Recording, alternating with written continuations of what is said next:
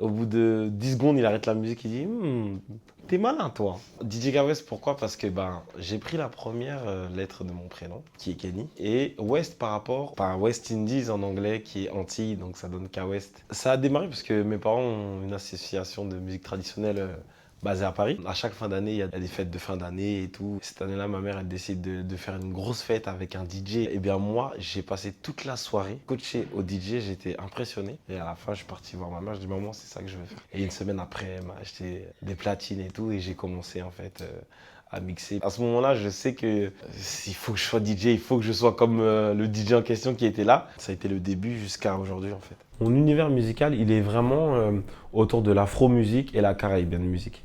Entre guillemets, grosso modo, deux manières de mettre en place ma musique. C'est soit, on commence par la rythmique, donc tout ce qui est rimshot, tout ce qui est shaker, tout ce qui est, on va dire, la batterie, les toms, le kick. Et après, derrière, je mets des mélodies, soit afro, soit de la Caraïbe, ou sinon, je fais l'inverse. Je commence par les mélos et après, je vois sur quelle rythmique j'adapte la mélo à la rythmique. Notre musique, elle a été tellement puissante, et elle l'est encore, hein, elle est tellement puissante qu'elle a dépassé elle-même les frontières. Je me rends compte que par exemple, les sœurs de ma grande sœur, qui me faisaient moi-même écouter et découvrir les zouks de sa génération, eh bien, elles-mêmes, peu importe leur origine, elles écoutaient aussi ces morceaux-là. Donc, c'est normal que en avançant dans les années, on se rend compte que peu importe ton origine, tu vas être influencé par le zouk, tu vas être influencé par les sonorités caribéennes, c'est normal. Aujourd'hui, il faut en être fier. Je pense que la Caraïbe, il y a beaucoup de richesses, énormément, mais pas que. Je pense qu'en Afrique aussi, musicalement, c'est très très fort. Je m'inspire des deux. Autant il y en a qui ont grandi avec le zouk, autant nous aussi on a grandi quelque part avec la musique afro. Mon coup de cœur musical, je dirais que c'est Jayana King. Ouais, Jayana King, c'est un tueur, c'est un tueur. Que ça soit humainement ou que ça soit musicalement. Il m'a vraiment impressionné le jour où il est venu au studio, réellement. Il vient, ça veut dire que moi, je connais pas trop le personnage, à part musicalement, bien évidemment, parce que je mixe ses musiques. Je prépare deux morceaux, je me dis, je vais lui présenter mes deux morceaux, on va voir s'il aime. Et au pire, s'il aime pas, on va en faire un sur place.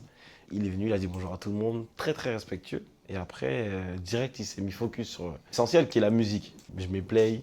Au bout de 10 secondes, il arrête la musique, il dit t'es malin toi. Donc on rigole tous et je comprends même pas pourquoi il me dit ça. Ensuite, je mets la deuxième. Et la deuxième, il me dit que un peu moins. Et ensuite, il m'a dit tu permets? J'ai dit oui.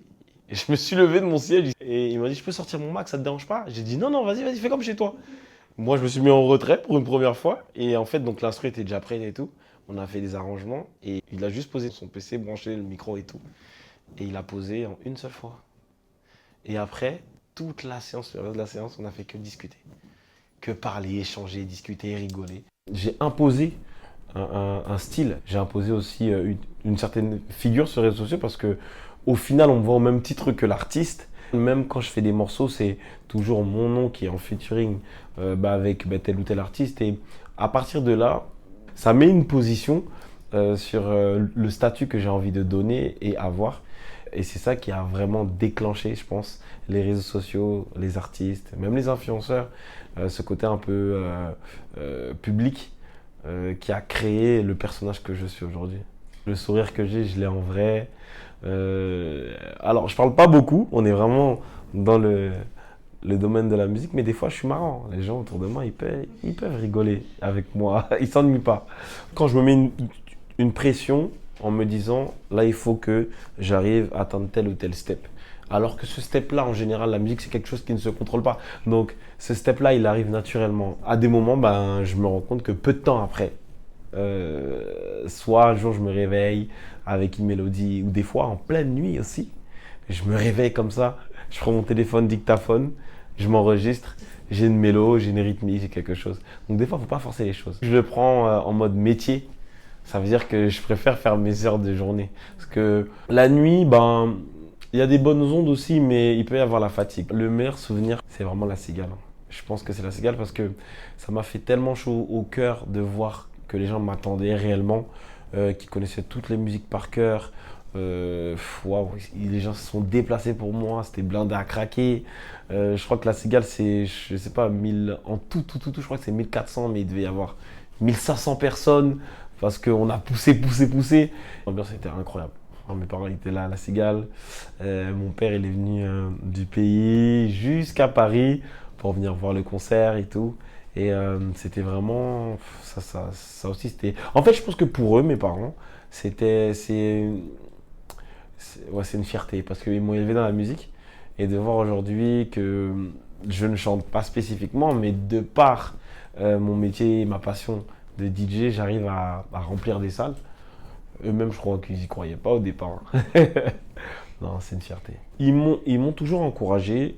Je pense que la seule chose qui a été très difficile pour ma maman, c'est le jour où je viens, je lui dis j'arrête de travailler et je vais être DJ. Et là, ses yeux ils sont sortis. Elle m'a dit mais non, mais comment tu vas faire et tout, etc. C'est vrai que pour des parents, voilà, c'est un gros risque. Mais voilà, elle y croyait. Enfin, en tout cas, elle a essayé d'y croire. Et je ne l'ai pas déçu, donc je suis content. Mon dernier mot, c'est les personnes qui ne me connaissent pas, venez me découvrir sur toutes les plateformes, sur les réseaux sociaux DJ K West. Et ceux qui me connaissent déjà, ben, je vous attends très prochainement, on reste branchés. Et pour terminer, un gros big up à Ewag. On est ensemble.